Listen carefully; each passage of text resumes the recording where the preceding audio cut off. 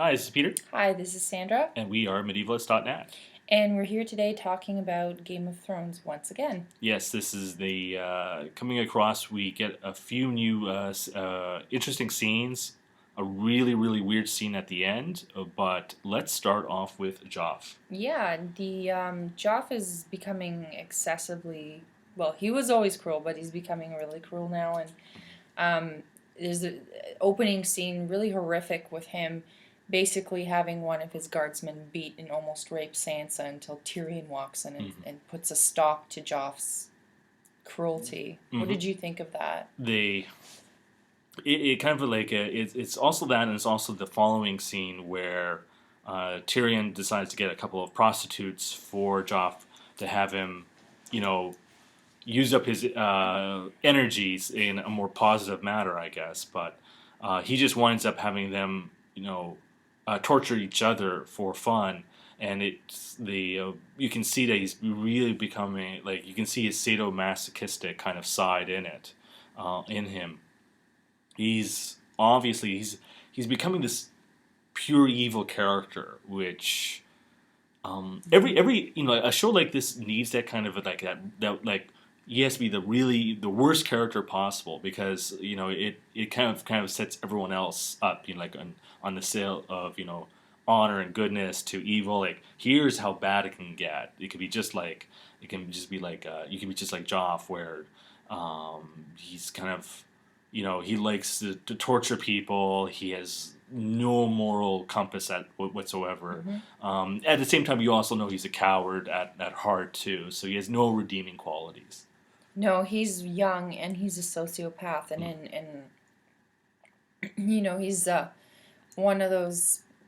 I don't know. He's just cruel, and every time he's on screen, he never ever, like I said to you, stays his hand. He just keeps doing what he's gonna do, and he's one of the few characters that I just absolutely despise. Because even Cersei has moments where she pulls back and he doesn't. So I just Joff. Yeah, he's certainly it's gonna be interesting to see where he's gonna go. Like he has such little power really because he doesn't control armies. He doesn't he has to kind of listen to Tyrion. His father, his grandfather Tywin really is the one that kind of calls the shots. So he really has to wind up continue playing these games which are sick and twisted. So Arya oh and well, Gendry. yes. Well, we get this kind of other kind of sick scene of torture which you didn't even want to watch, and I don't. To me, it was something that was like it was this unnecessary violence, this kind of torture scene, just to kind of show you how bad the world is. But it's not something I really cared to watch. As it's I don't know if it's really serving a point. Like to me, like I already know this world is pretty gruesome and stuff like that. I don't need to see basically kids get tortured and slaughtered. So the but we do Arya.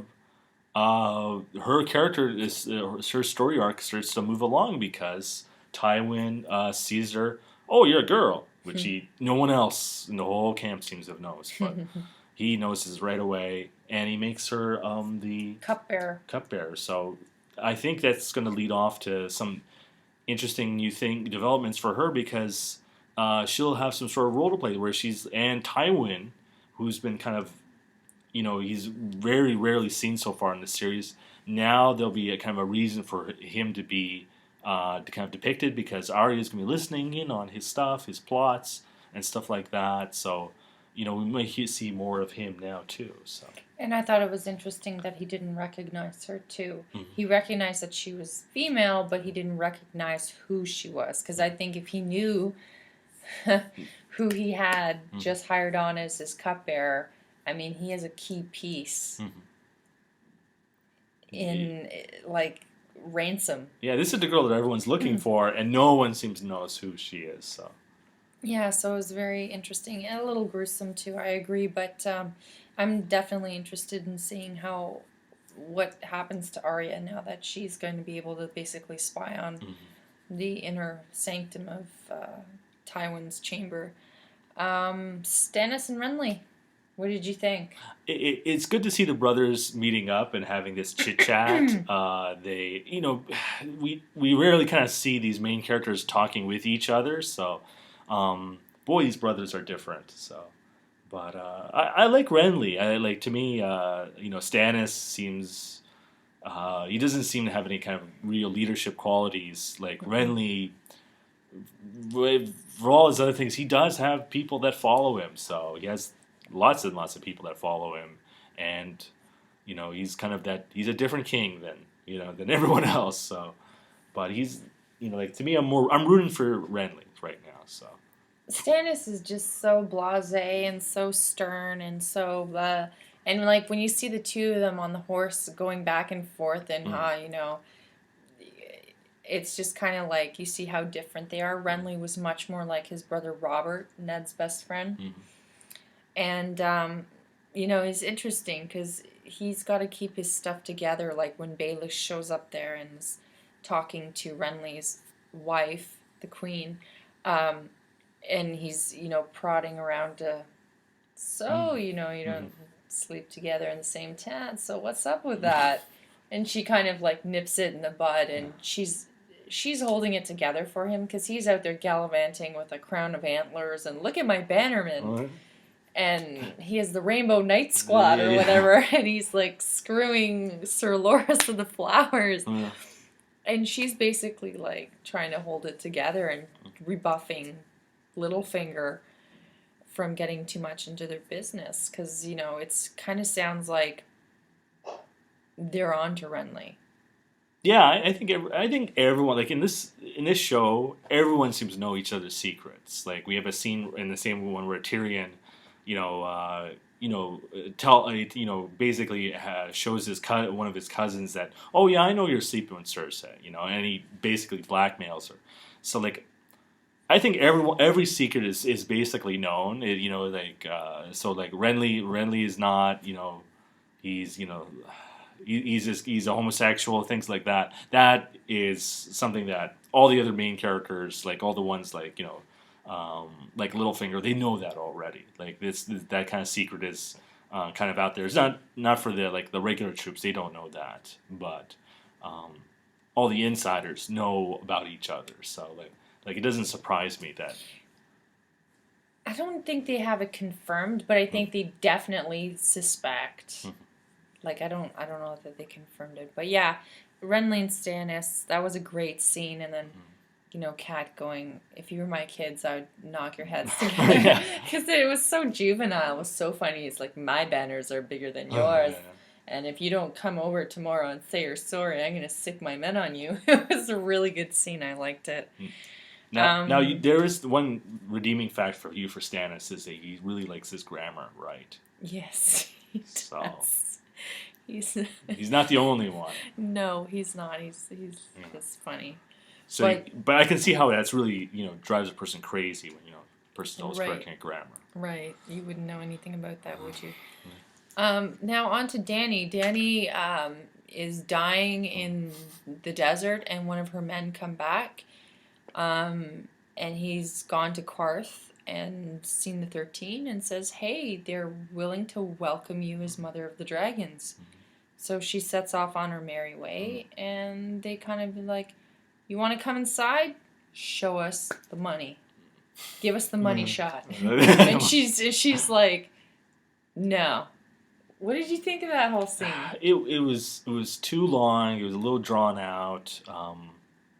I guess they wanted to kind of show what kind of leadership qualities that Daenerys has, the kind of way she kind of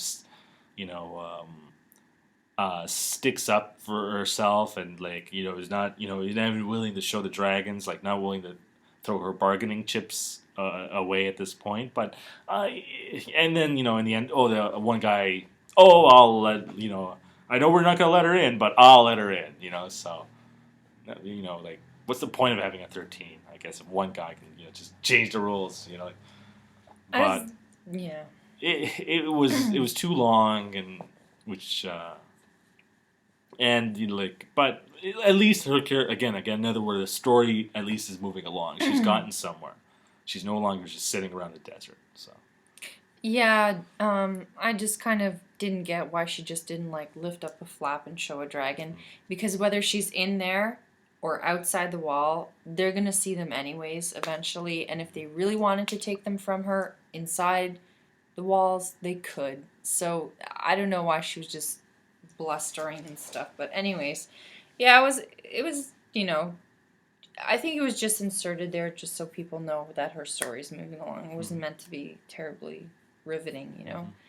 And then finally, lastly, we're going to talk about Peter's favorite scene with the Red Woman Melisande, Stannis's girlfriend, priestess, new religion. And mother of a puff of smoke. Look, Oh, God. I know this show is a fantasy show, and it's based on a fantasy book, but that whole scene came off to me as just so ridiculous. It looked terrible. Like, it didn't remind me of any fantasy I ever saw, and it just, like a scene like that, it kind of, oh, what's going on here? Like, this doesn't match up with anything else that I've been seeing. Like, when the dragons came out, there was a lead up to that. There was, they were talking about that it could exist, and like there's some basis. But this, just came across as just some hokey magic for no particular reason at all. So. But she's a priestess, right? Oh. So there's like some hocus pocus, priestly voodoo there. And voodoo I can understand because she's just confusing, but no, not giving birth to pile of smoke. Tell us how you really feel. Yeah. I didn't object as severely to the scene as Peter did, only in the fact that I'm okay with the concept of her giving birth to some black, vaporous, evil being. I just think the way it was portrayed was like really made for TV, B-movie budget. When they put all this budget into the dragons to make the CGI look great, and then she gives birth to this puff of smoke that I was just unimpressed with it.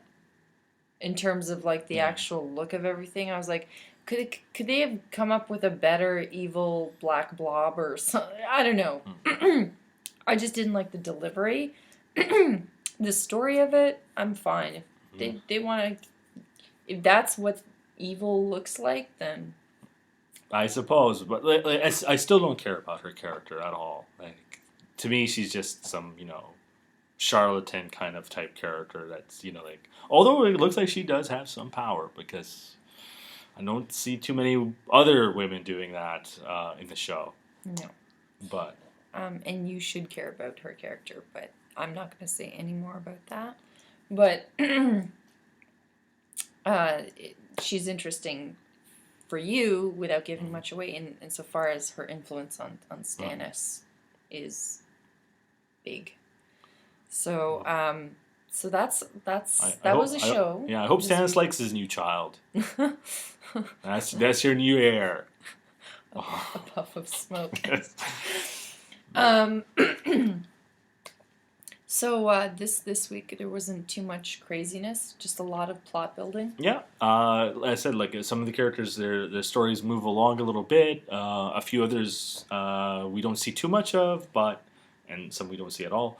But that's the way this show is kind of aiming up, where they talk about a few and have these other scenes, and we'll see what happens with a whole bunch of different characters next week. So that's what I'm thinking. Yeah, I'm fully expecting to see Theon and Jon next week, and possibly not see Dany or someone else this week, which I like that they don't cram too much into the hour. So as long as Tyrion gets his 10 minutes of film.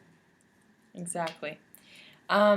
So join us next week, next Sunday, for another riveting Puff of Smoke episode of Game of Thrones. Thank you. Thanks. Bye.